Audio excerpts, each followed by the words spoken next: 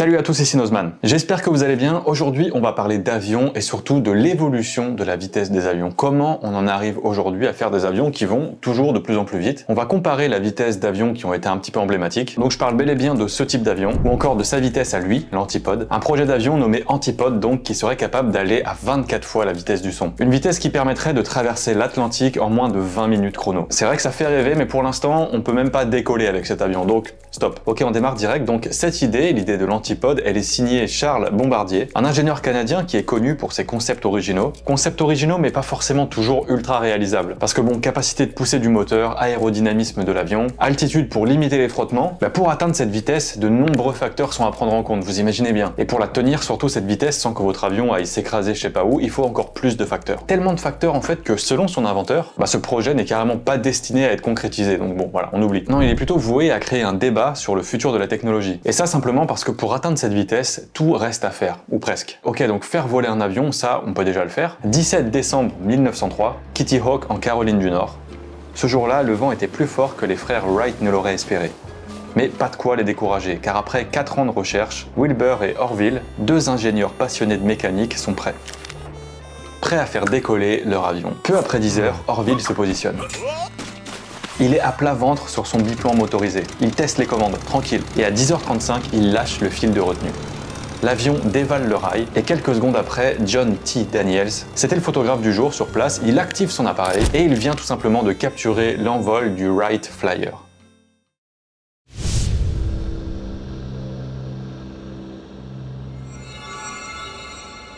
D'ailleurs, pas mal le considèrent comme étant le premier, alors que d'autres pensent que c'est plutôt le 14 bis d'Alberto Santos Dumont en 1906 qui était le premier à décoller grâce à ses roues, ou encore celui de Clément Ader dans les années 1890. Mais sa machine, à lui, elle était bien motorisée, ok, mais elle n'était pas contrôlable, pas de chance.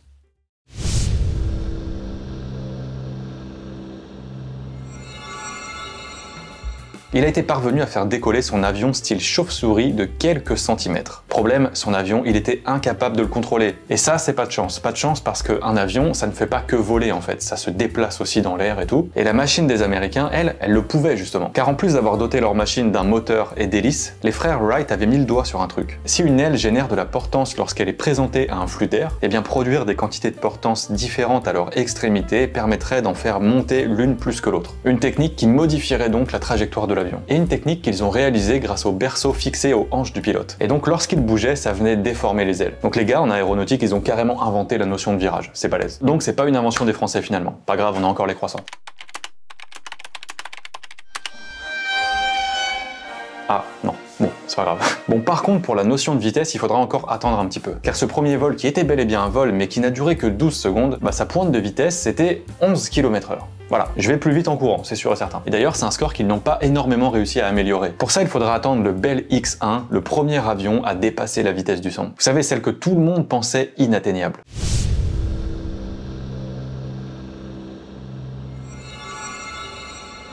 Car en s'approchant des 1224 km/h au niveau de la mer, les pilotes multipliaient les mauvaises expériences. Leur avion vibrait à fond, les commandes se durcissaient, et certains finissaient même par se planter. Et ça, c'était la faute au bruit de l'avion lui-même. C'est assez ouf, mais bon, vous le savez, le son, c'est des vibrations de la pression de l'air. Et donc sur le sol et moteur allumé, ces vibrations se propagent en cercle autour de l'avion. Lorsqu'il se déplace à la vitesse du son, par contre, eh bien ces ondes n'ont pas le temps de s'éloigner de l'avant de l'avion. Du coup, elles s'accumulent et forment un bourrelet d'air. Une barrière de pression qui compliquait le contrôle de ces avions pas hyper résistants. Et ça, c'est justement le fameux mur du son.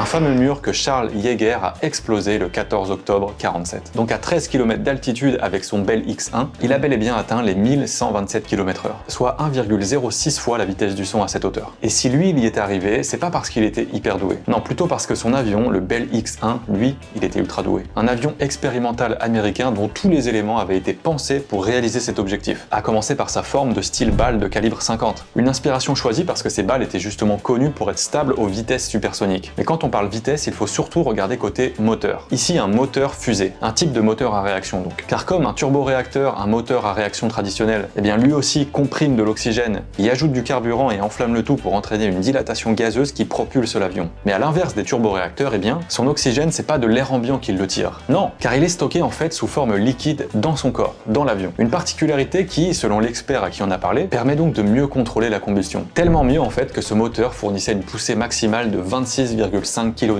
Et quand on sait que la queue d'une baleine bleue est capable d'en générer une de 63 kN, eh ben, c'est assez stylé quand même, pour la queue de baleine. Pour l'avion aussi, mais la queue de baleine surtout. Donc en tout cas, c'est assez stylé, c'est suffisant pour générer le premier bang supersonique de l'histoire.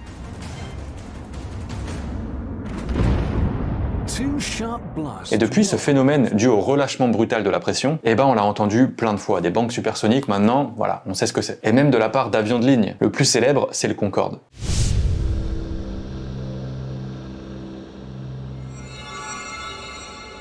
Un avion en service de 1976 à 2003, qui transportait une centaine de passagers à une vitesse de croisière d'environ 2150 km/h, donc au-delà de la vitesse du son évidemment. Et à l'altitude où il volait, eh bien c'était effectivement 2,02 fois la vitesse du son. Donc avec son Mach 1,06 lors de son premier vol supersonique, eh bien le Bell X-1, comment dire, il prend une méchante raclée. Et ça encore plus quand on se rappelle qu'avec le Concorde, de Paris, vous étiez à New York en 3h30. C'est abusé. Et s'il y arrivait, c'est que s'il y avait un fuselage, des ailes ou encore des moteurs comme tous les autres avions, bah le Concorde, c'était pas tous les autres avions.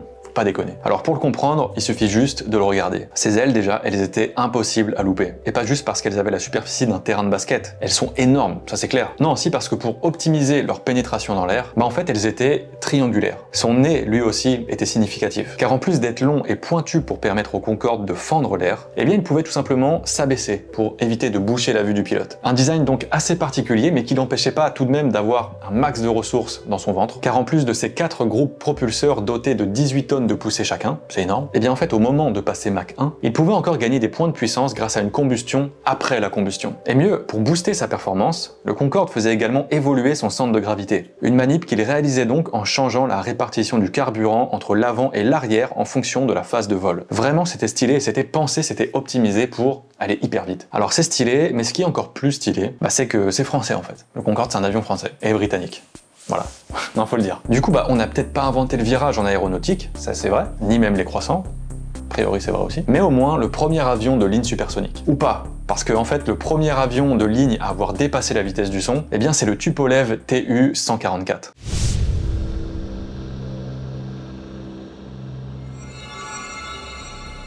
Donc c'est un avion russe qui était d'ailleurs plus rapide que le Concorde, et lui, sa vitesse de croisière, c'était tout simplement 2300 km/h, soit Mach 2,17. Mais s'il était plus rapide, ok, il n'était pas forcément plus fiable. Bon, le Concorde, il s'est crashé le 25 novembre 2000 à cause d'une lamelle métallique sur la piste. Le Tupolev Tu-144, lui, a eu 2 crashs. Et donc en 1978, fin de sa carrière commerciale. Le Concorde, lui, il a pu continuer son activité après son crash, mais la hausse du coût du kérosène et des climats politiques de l'époque avec le 11 septembre l'ont achevé en 2003. Mais bon, ok, les vrais records, c'est quand même du côté des avions militaires qu'il faut aller les chercher. Dans la famille des avions Rockerman, du coup, je demande Lockheed SR-71 Blackbird.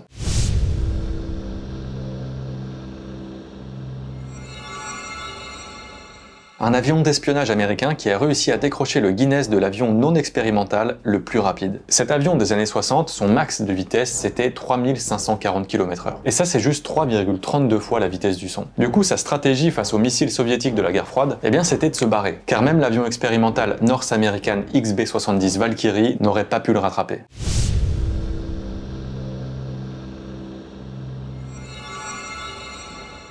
Et pourtant, ce prototype, en plus d'avoir l'option origami parce qu'il peut carrément plier ses ailes, en redirigeant ses ondes de choc sous des ailes, eh bien en fait, il surfait dessus carrément. Il surfait sur des ondes de choc. Un combo qui lui permettait quand même d'atteindre une vitesse folle de 3309 km/h, soit Mach 3,1. Par contre, face à eux, il y avait lui.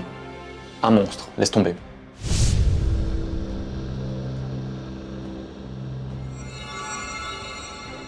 L'objectif de la NASA dans les années 50, c'était d'étudier les vols hypersoniques en haute altitude. Et pour ça, dans cette série d'avions appelée X-15, vraiment la NASA a mis le paquet. Ou plutôt un moteur fusée XLR-99 dont la puissance équivalait à plus d'1 demi-million de chevaux. C'était bourrin, ouais. Et ça encore plus quand on sait qu'ils cramaient tout leur carburant en 83 secondes chrono. Voilà, c'est rapide. Enfin ça, à l'exception du X15A2, un des prototypes de X15 auquel avait été ajouté 2 réservoirs externes pour atteindre 150 secondes d'accélération. Et ce surplus de puissance, il a payé. Car après qu'un bombardier l'ait lâché à plusieurs kilomètres de haut, eh bien le 3 octobre 1967, le pilote William Joseph Knight a atteint 6,72 fois la vitesse du son. Et ça, en plus de représenter 7274 km/h, eh bien ça n'avait jamais été fait. D'ailleurs, le fait que le X15 ait été conçu pour étudier les vols d'altitude a dû aider, car plus on monte et moins l'air est dense. Une donnée qui réduit la résistance à l'air de l'avion. Donc vous l'avez compris, les X15, ils auraient pu avoir tous les podiums qu'ils voulaient, mais en fait c'était pas le but. Non, en étudiant les vols hypersoniques de très haute altitude, le but c'était plutôt de rendre possible les vols spatiaux habités. Et au final, ils l'ont fait. Et depuis, l'humanité a atteint la Lune et bien d'autres vitesses d'ailleurs, et ça notamment grâce au programme de recherche qui a créé le X-43A.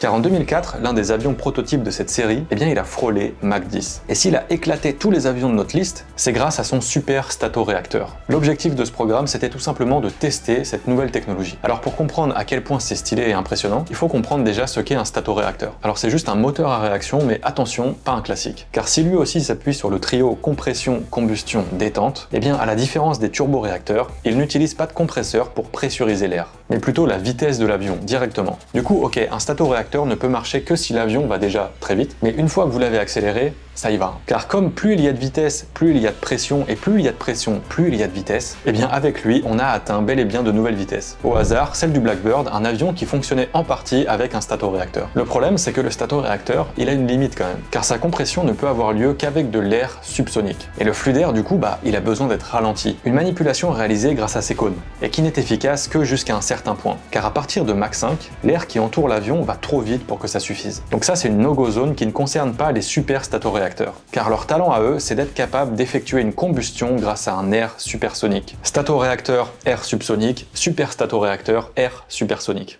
Vous voyez le truc. Une capacité qui lui permet en théorie d'être efficace de Mach 5 à Mach 15. Et c'est bel et bien pour ça qu'il est super. Et le 16 novembre 2004, il nous l'a prouvé. Car après avoir été accéléré par un bombardier et une fusée, X-43A a été largué à une vitesse supérieure à Mach 9. Une allure qu'il a maintenue pendant plus de 10 secondes. Résultat, cet avion, c'est une percée à Mach 9,6 qu'il a fait. Et cette vitesse, elle lui a d'ailleurs permis à lui aussi de décrocher un Guinness. Des records successifs qui laissent à penser que la limite à la vitesse des avions, on l'a peut-être pas encore trouvé. Et donc le Mach 24 du projet Antipode dont on parlait au début, on a le droit d'en rêver quand même. Ok, j'espère vraiment que cette vidéo vous aura plu. Je tiens à remercier Louis Lemoine, professeur de l'Université de Bourgogne à l'Institut supérieur de l'automobile et des transports pour son aide durant l'écriture de ce script. Merci beaucoup. N'hésitez pas à commenter la vidéo, à mettre un petit pouce en l'air comme d'habitude, ça fait toujours plaisir. Merci pour tout le soutien et le retour que vous nous apportez depuis des années. Très bientôt sur cette chaîne, il y aura l'annonce d'un gros projet, un truc tout nouveau qui va sortir. J'espère vraiment que vous allez être au rendez-vous. Restez informés, ça va arriver bientôt. Et si vous voulez faire des petites théories dans les commentaires sur ce que va être ce projet,